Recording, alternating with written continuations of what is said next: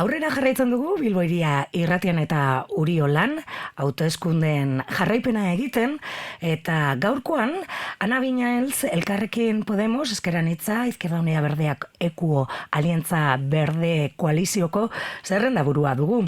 Ezkerreko koalizioa osatzen duten alderdiek indarrak batu dituzte botopaper bakar batean eta Bilboren etorkizunerako hiri agenda berri bat defendatzeko lanean egongo direla adierazi dute.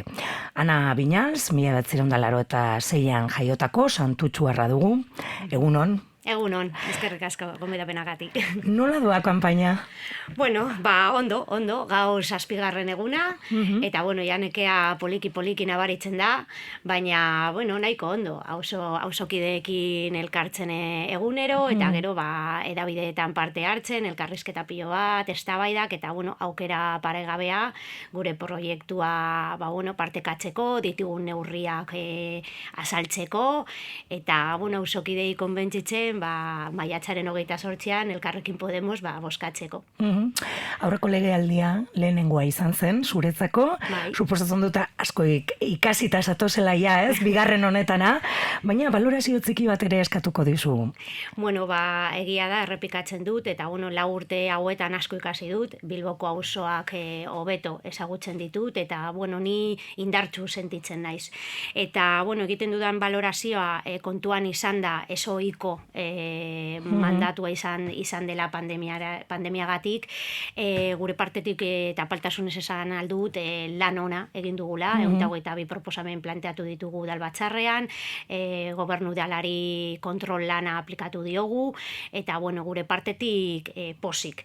Baina gero politikoki, aburtok 8 urte darama aginpean, eta guk ez dugu identifikatzen zein den usten digun legatua. Ez dugu identifikatzen zergaitik gogoratuko dugun bere lana. Eta guk uste dugu badela garaia, botere politikoa edo aldatzeko, emakume alkate bat izateko, azken finean Bilborako politika ausartak hartuko dituena. Labur bada ere, zein litzateke Elkarrekin Podemosen hurrengo 4 urteetako lanildo nagusiak? Bueno, gure lanildo nagusiak izango ziren enplegua, etxe bizitza, eta hiri agenda berria eta emergentzia klimatikoa. Desenplegu tasa oso altua daukagu Bilbon, 25 urtetik baino gutxiago dituzten gazteetatik 40% langabezia dago. Daukagu oraindik prekarietate handia gazteen artean, eta guk uste dugu gazteei gure babesa eman behar dugula, planak indartu egin behar dira, eta beraiekin ez bakarrik entzun, baizik eta erabakitzeko eskubidea eman udal barnean.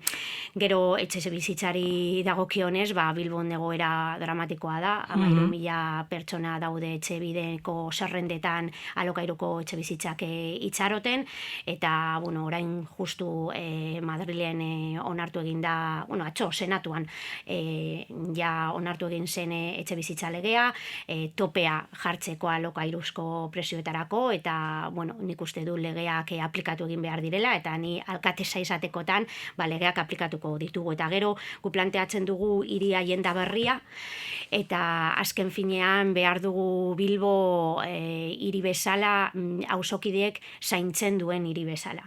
Eta emergentzia klimatikoa hemen dago, eta jasangarritasunaren alde, hainbat proiektu jarri behar dira martxan.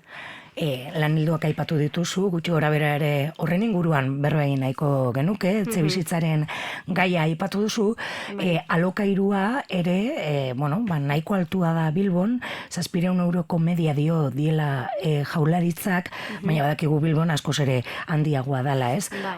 Zein da honi dagokionez, aipatu duzu, ez? Espainiako etxe bizitza legea aplikatzea litzateke erantzuna? Hori legeak aplikatu egin behar dira, eta bendita injerentzia Bilboko etxe bizitzaren egoera hobetzeko. Eta gero gure apustua alokairuko etxe bizitzak dira, arrazoizko prezioetara, bakoitzaren soldataren arabera, hori izango zen gure apustua.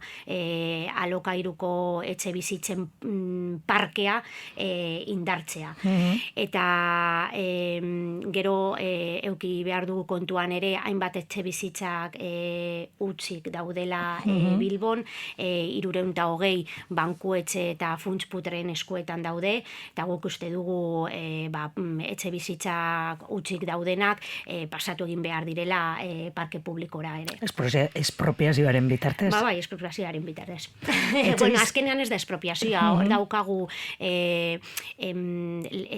Eusko Legebiltzarrean daukagu ere gure lege propioa, etxe bizitzaren legea, dekretu bat daukagu prozesu bat jarraitzeko utzik dauden etxe bizitzak, prozesu bat egin behar da, eta gero jakiteko dena ondo dagoen, eta horiek, azkenean hori prozesu hori legala da eta jarraitu egin behar da. Ez da gu planteatzen dugun, azkenean ere da Eusoko Legebiltzarrean planteatu zen dekretua. Eta etxebizitza sarbidera errazteko neurriak pentsatu dituzue, gazteak dira arazo apairatzen dutenak, emantzipazioaren bataz bestekoa Bilbon 35 urtetan dago, altua da beste herrialde batzuekin alderatuta. Bai, eske azkenean Euskadin batez besteko soldata 1.400 eurokoa da gutxi gora bera, baina batez besteko bat da, pertsona batzuk eta gazte batzuk ez dut ailegatzen ez da 1.000 euroko soldatari, eta gero Bilbon daukagun gutxi gora bera 900 eta 1.000 euroko batez besteko alokairuen prezioa. Eske horrela gazteek ezin dute beraien proiektu pertsonalak garatu, eta azkenean guk horregatik esaten dugu Bilbo ez dela gazteentzako iria, eta azkenean dauzkaten laguntzak ondo daude, baina ez dira nahikorik, eta guk azkenean planteatzen duguna udaletxetatik da inbertsio gehiago egitea etxe bizitzaren arloan, begiratzen badugu udal mailako aurrekontuak etxe bizitzaren arloa hiladan dago, azken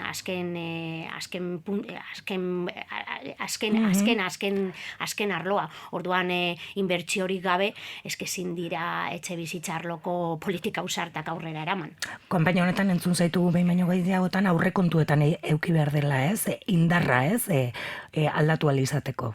Bai, azkenean aurrekontuetan islatzen da zeintzuk diren zuen lehentasunak, eta azkenean etxe bizitza azkena bada, ez da udalaren lehentasuna, eta hor ikusten da badakigu udal bizitzaren organismoa dagoela, baina benetako politika edo etxe bizitzako politikak egin behar dira udaletxetatik. Mugikortasuna ere beste gai korapilatzu bat izaten da, edo interesgarria, Bilbon ere gai garrantzitsua da, eta horren inguruan ere proposamenak egiten dituzu zuen programan? Bai, mugikortasuna jasangarria izan behar da, eta kontuan izan behar dugu Bilbon 171 oinez mugitzen dela. Jendea oinez ibiltzen da lan egiteko, edo erosketak egiteko, eta guk uste dugu oinezkoentzako semipeatonalizazio edo kale gehiago egin behar dira oinezkoentzat. Hor daukagu gure mugikortasun plana, ez du zehazten zeintzuk izan behar diren kale hauek, eta gero gertatzen dira Gran Bian gertatu zen bezala, plan bat daukagu, hor ez da zehazten, eta gero agertzen da alkate esaten orain justu kanpainaren erdialdean ez dela egiten, hori ezin da izan, eta gero mugikortasun jasangarriaren ere inguruan bizikleta daukagu, bizikleta gure aliatua da, ez du kutsatzen, jasangarria da, osasungarria, baina Bilbon oraindik ez daukagu bidegorri sare interkonektatua eta segurua, eta ez daukagu plan estrategikorik, eta gero ikusten ditugu auzo batzuetan bidegorriak daudela ermaren kontran amaitzen direnak. Orduan hor apustua egin behar da, eta noski garraio publikoa. Garraio publikoen deskontuak eta bonifikazioak Unidas Podemosek bultzatu zuen kongresuan, guk eraman genuen Bilboko udaletxera bonifikazio horiek luzatzeko, eta gure proposamena da abendura arte behintzat luzatzea. Adostutakoa izan zen ekainean berriro begiratzea ea nola dagoen egoera, baina guk uste dugu inflazioak oraindik dagoela hor jendearen poltsikoa inguruan eragiten digula, hori da, eta azkenean guk uste dugu garraio publikoaren aldetik luzatu egin behar direla bonifikazioak, Bilbobusen. Kanpainan ere aipatu duzu eta hasieran aipatu duzu lanildo nagusi bezala lorpena klima asanblea bultzatzea izan dela. Hortan lanean jarraitzeko asmoa duzu, ez da? Bai, eskazkenean guk lortu genuen udala konprometitzea klima aldaketaren inguruko hiritarren asanblada bultzatzea, baina hiritarren asanblada metodologi propio bat da. Hori araututa dago, aldaketa klimatikoaren legeak onartzen du metodologia hori, eta erlazionatuta dago gu behintzat Elkarrekin Podemosetik nola ulertzen dugun parte hartzea. Ze azkenean osoituta gaude jendeari edo auzokidei entzutea, eta ondo dago entzutea, beraien keskak ezagutzea, baina azkenean planteatzen dituzten hainbat proposamenak edo proiektuak egin behar dira. Egin behar dira, ez da bakarrik nik entzuten dut udaletxe bezala eta gero egiten dut nahi dudana. Orduan metodologia asanblada, hiritarren asanblade metodologia profil desberdinetako jendeak elkartzea da, gai bati buruz eztabaidatzeko, talde dinamitzaile bat dago haiekin, dauden datuak, informeak elkarbanatzeko, eta gero adostu egin behar dira hainbat neurri eta praktikan jarri. Eta gu pozik gaude, hori adostuta dago, klima asanblea hiritarra bultzatzea Bilbon, baina oraindik egin behar da. Eta guk egongo gara hor, kontrolatzen edo martxan jartzen. Aipatu duzu parte hartzea, eta entzun zaitut ere kanpainan, behin baino gehiagotan, sensazioa duzula udala distantzia handia duela hiritarren partetik. Eta azkenean, bertan, gure ordezkariak ari zarete lanean, ez? Baina urrun geratzen da hiritik edo auzokidetatik. Bai, gobernantza ez da kolaboratiboa. Azkenean kostatzen zaigu hainbat oposizioari, udal gobernuari konbentzitzea, imaginatu auzokideek nola sentitzen duten. Gainera nik ikusi dut nola udaletxetatik daudela martxan hainbat zerbitzu, eta jendeak ez ditu ez da ezagutzen. Hori aldatzeko asmoa duzue. Bai, noski ez dakit komunikazio arazoa bat dela, edo, horre egongo dira hainbat arrazoiak, baina egia da udaletxeko ateak eta leihoak ireki behar direla, ze azkenean udalak izan behar da jendearen etxea. Eta ez dute horrela sentitzen behintzat nire esperientzagatik. Turismoa ere, kanpaina honetan ateratzen ari da, kezkaz begiratzen zaiolako turismoari, ez? Turismo jasangarria izan behar du Bilbok, nolako neurriak ikusten dituzue, arazoak kezkaz begiratzen duzue ere turismoak izan duen gorakada? Kezkatzen gaitu, egia da ez gaude Donostiaren egoera berberan, baina gu planteatzen dugun turismo eredua orekatua da. Guk uste dugu udaletxetatik fokoa gehiegi jartzen dela turismo internazionalean, eta turismo lokala bultzatu egin behar dela ere. Eta pandemiak horrela jarri zuen, maigaineratu zuen nola turismo lokalak ondo etorri zela Bilboko ekonomia sustatzeko. Ze azkenean etorri ziren turistak izan ziren beste probintziakoak edo beste eskualdekoak, gertukoak etorri zirela. Orduan guk uste dugu turismo eredua orekatua izan behar dela. Eta gero arazo larri bat ez bihurtzeko neurri preventiboak hartu behar dira, eta gun planteatzen ditugu bi tasa turistikoa esartzea, azkenean turistak etortzen dira gure zerbitzu publikoak edo Bilbon ditugun zerbitzu publikoak erabiltzen dituzte, eta tasa turistikoa esartzea beste hirietan planteatuta dago, eta ez du eraginik turismoan. Orduan tasa turistikoa esartzea izango zen neurri bat, eta gero bestea pisu turistikoak kontrolatu egin behar dira, batez ere Alde Zaharrean, begiratzen baditugu datuak auzoak 40%, Bilbon dauden pisu turistiko 40% irregularrak dira, ez dituzte baldintzak betetzen, eta hori kontrolatu egin behar da, arazo larri bat ez bihurtzeko. Izan ere hor dago, ez? Auzotarren kezka eta kesa nagusiena, ez? Ez dagoela kontrol bat, ez? Araudia badago, baina araudi hori... Ez bada betetzen, azkenean, gero kontuan izan behar da, etxe bizitzaren arazoa daukagula, eta azkenean hor kontrolatu egin behar dira pisu turistikoa. Bueno, hauteskunde kanpainan, auzoetan ibiltzen zarete zuek ere, ara eta ona, ez? Auzoki bertatik bertara, ez? Hiritarrekin berbe egiten. Uste duzu bi abiaduratako Bilbo dagoela? Hau da, erdigunea eta auzoak? Nik uste dut bi abiadurako Bilbo esatea errealitatea simplifikatzea dela. Guk uste dugu hainbat abiadura daudela Bilbon. Auzoak oso desberdinak dira, auzo guztiak, eta bakoitzak bere beharrak dituzte. Ez da berdina abusu, zeintzuk diren beraien beharrak, edo Miribilla, edo Indautxu, edo Betolaza. Azkenean guk uste dugu hori Bilbo abiadura desberdin asko daudela. Bueno, zuk esan duzu, auzo guztiek udalaren aldetik tratu bera eta azpiegitura maila bera merezi dutela. Ez da horrela, ze gabezia ikusten dituzue? Ez da horrela eta ez da bakarrik horregatik esaten du ezin dugula simplifikatu zentroa eta periferia, ze ez da errealitatea. Eta auzo bakoitzak bere beharrak ditu eta ziurtatu behar dena da zerbitzu publikoak edo infrastrukturak berberak izatea. Adibidez, Miribillan ez daukatu zentro municipalik, beraien referentzia da Alde Zaharrekoa. Orduan, gero Bilbo 8 barrutietan dago banatuta, eta guk uste dugu hori ere birpentsatu egin behar dela, ze daukagu auzokide plana deritzona, eta ez da ekitatiboa.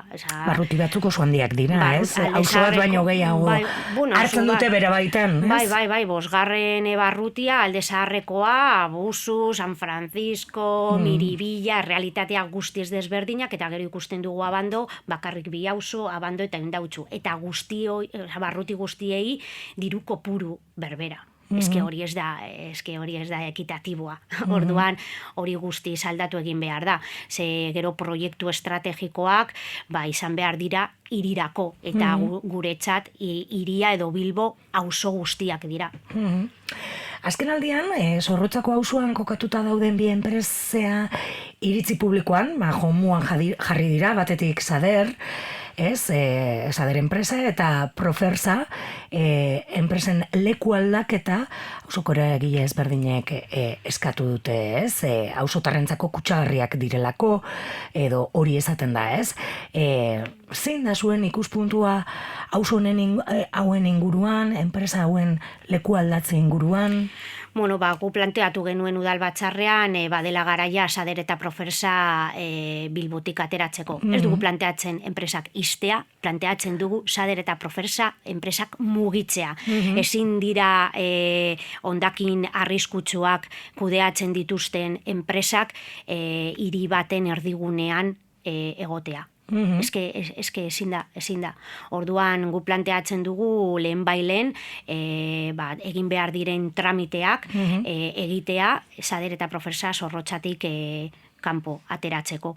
Eta gero esaten dugu Bilbo jasangarri baten alde gaudela, baina gero ikusten dugu proiektu Sader eta Profersa oraindik daudela hor, edo gero ikusten dugu Artxanda parke bat bihurtu nahi dutela, eta aldi berean Artxandako zabortegia ireki, hori ez da jasangarria, gero guztiak jartzen dute ODS-en pin multikolore hori, baina gero bolintxu zuntzitzen dute, eta hori gu ez gaude batere ados. Azkenean Bilbo jasangarri eta berde eta osasungarri baten alde gaude esaten badugu, ekintzekin demostratu egin behar da. Herritarren segurtasuna ere oso presente izaten ari da kanpainan, eta kanpaina baino lehenago ere esango nuke, arazo konplexua, zer sentitzen dugun, edo zer den segurtasuna batzuentzat eta beste batzuentzat, Bueno, zuen gai honen bueltan zer proposatzen duzu zein da zuen iritzia? Bueno, egia da bilbotarren lehenengo kezka dela. Eta hori oso kontuan izan behar da, eta bueno, bilbotarrik eskatzen zaiona, Elkarrekin Podemosi ere. Guk uste dugu udal polizia eredua guztiz aldatu egin behar dela. Egia da datuak begiratzen baditugu tendentzia negatiboa dela, eta bueno, guk uste dugu ies egin behar dugula eredu zaharratik, orden publikoen eredu poliziatik, eta gu proposatzen duguna da prebentzioko eredua jarraitzea. Azkenean nahi duguna udal polizia hobea.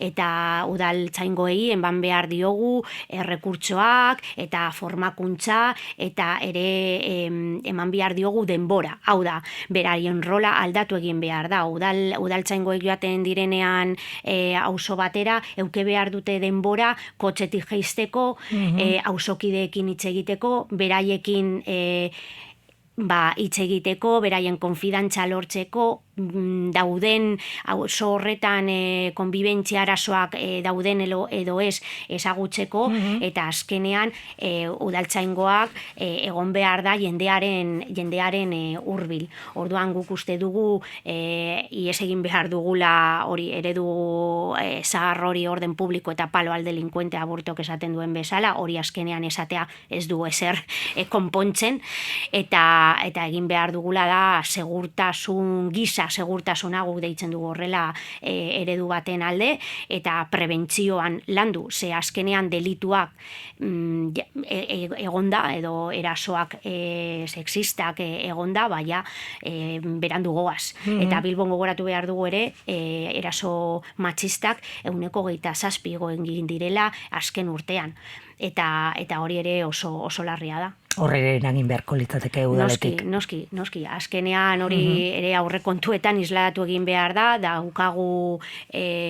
daukagunen aurrekontua feminismo neurriak edo proiektua martxan jatzeko guk ustegu ez dela nahikoare. Euskara beste gai bata, guri gutxien eskeska sortzen diguna, ez? Bai, Bilboeria irratiari eta Uriolari, badakigu, esaten da, Bilbo, aspaldianik, Euskal Herriko gune urbano jendetzuena dela, eta bertan, bizi garenak edo bertara etortzen direnak, ikastolan, eskolan, bere ganatzen dute Euskara, ez? Baina gero, normaltasunez Euskara erabiltzea, Euskaraz bizitzea, Euskaraz aritzea ere instituzioekin, zailtasunak izaten ditugu, eta zein da udaletik edo zein litzateke zuen proposamena, Elkarrekin Podemos programan zerbait baduen urrengo 4 urteetarako gai honen bueltan? Bueno, lehenengo eta behin Euskara eskubide linguistiko bat da, eta gure altxorra da, eta babestu egin behar dugu, eta babesteko era hoberena praktikatzea da. Eta guk horregatik esaten dugu euskararen erabilera Bilboko kaleetan larrialdi linguistikoan dagoela. Euskal Herriko Unibertsitatea plazaratu zuen soziolinguistika klusterrak, pasaratu zuen informe bat, aztertu zuten Bilboko kaleetan zein hizkuntzak erabiltzen ziren, eta 80,8% gaztelania zen, eta 3,5% euskaraz. Eta hori oso larria da. Eta guk ze planteatzen dugu, udal euskaltegi sarea eratzea, jendeak euskara ikasteko sarbide doainik euskara ikasteko aukera izateko. Bilbon ez daukagu udal euskaltegirik. Ez da bat bakarrik ere ez. Orduan planteatzen dugu sare hori eratzea, edo behintzat bat eratzea, azkenean ekonomia edo ezin da izan oztopo bat jendearentzat. Badakigu arazoa konplexuagoa dela. Baina, bueno, hori da... Elduen euskalduntzean eragitea, litzateke noski, eta familientzat, azkenean oso interesgarria izan zen soziolinguistika klusterrak planteatu zuen informea, ze adibidez, helduek beraien nerabekein edo beraien umeekin askotan hitz egiten dugu erderaz, euskaraz, baina gero kuadrilletan kostatzen zaigu eta gaztelaniaz jarraitzen dugu. Orduan, ohitura hori egia da, bueno, nik pentsatzen dut, gero eta gehiago entzuten dela euskaraz, baina da nire pertzepzio pertsonala, ze gero datuak ez dute horrela isladatzen. Eta gero nik uste dut ere euskararen alde zaudeten edabideei laguntza gehiago eta babesa gehiago eman behar zaiola guztioi. Eta suposatzen dut Euskalgintzako eragileekin ere harremanak mantentzea, ez? Izan ere, bagara esku bakarrik beste batzuk ere badira, ez? Bai, ni udaletxean Euskal Kontseiluan egon naiz, eta, bueno, pues nahiko ondo, azkenean nik uste dut lan potentea egiten ari dela euskararen alde, eta horregatik esaten dut, euskaraz zaudeten edabideei eta elkartiei laguntza behar duzuela, eta udaletxetik babesa gehiago behar duzuela. Bueno, elkarrizketa bukatzeko, aurrekoetan bezala, lau galdera hemendik eta 28ra zer nahi duzun gertatzea. Guk uste du Elkarrekin Podemosetik demostratu dugula politika progresistak aurrera eramateko gaitasuna daukagula, esate ziguten ezin zela gutxieneko soldata igo, energiaren presioak topatu, alokairuen presioak kontrolatu, eta azkenean demostratu dugu nahi izenaz gero posiblea dela. Eta, nik esango nuke maiatzaren 28an Elkarrekin Podemos bozkatzea baliagarria izango dela hezkuntza publikoa babesteko, Osakidetza eta gure ambulategiak indartzeko, gure ingurumena babesteko ere, eta azkenean pertsona guztien eskubideak bermatzeko. Eta guk uste dugu Elkarrekin Podemos bozkatzea baliagarria izango dela, bakoitzaren bizi kalitatea hobetzeko, azken finean hori da gure helburua. Ana Miñantz, animo, hemendik eta 28ra, eta eskerrik asko zuei eta tartetxo hau eskaini izanagaitik. Eskerrik asko.